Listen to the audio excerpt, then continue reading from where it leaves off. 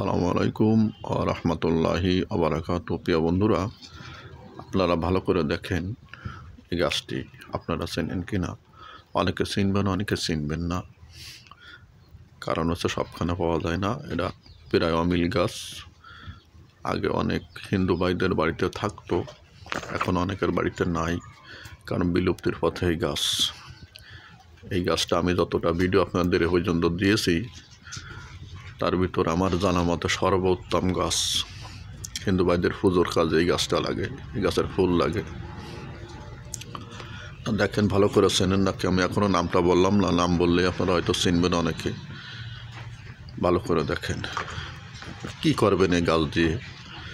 এই গাছটা দিয়ে যে কত কাজ করা যায় আল্লাহ ভালো জানেন, আর আমার আল্লাহ অল্প কিছু শিখাইছেন, শিখেছি সামান্য কিছু।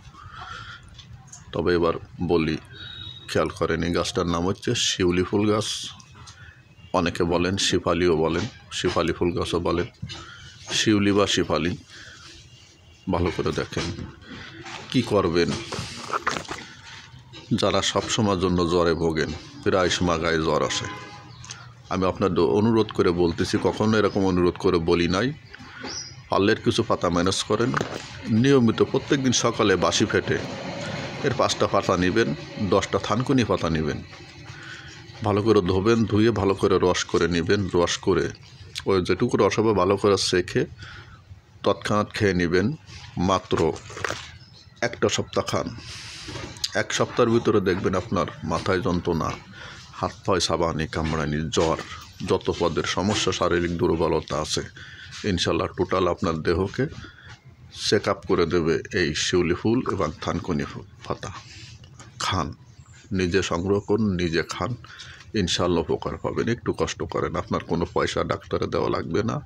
যদি বেশি সমস্যা হয় 1টা মাস খাবেন ইনশাল্লাহ। 5টা পাতা, 10টা থানকুনি পাতা, 5টা শিউলি ফুল পাতা, 10টা থানকুনি পাতা, প্রত্যেক দিন সকালে বাসি পেটে খাবেন, কোনো ক্ষতি করে না ইনশাল্লাহ, শতভাগ উপকার পাবেন। সবাই দয়া করে ভিডিওটা বেশি বেশি শেয়ার করবেন। আপনার প্রয়োজন নয়, সবের প্রয়োজন আছে ভাই, সবের আশায় শেয়ার করে দিবেন। দিলে আরেক ভাই বোন, মা বাপ, আত্মীয় স্বজন অনেকে আছেন, তাদের প্রয়োজন আছে, তারা ব্যবহার করবে, উপকার পাবে। আপনার জন্য আল্লাহর কাছে দোয়া করবেন। সবাই ভিডিওটি শেয়ার করুন, লাইক করুন, সাবস্ক্রাইব করুন। সবাইকে অশেষ ধন্যবাদ। আসসালামু আলাইকুম ওয়া রাহমাতুল্লাহি ওয়া বারাকাতুহু।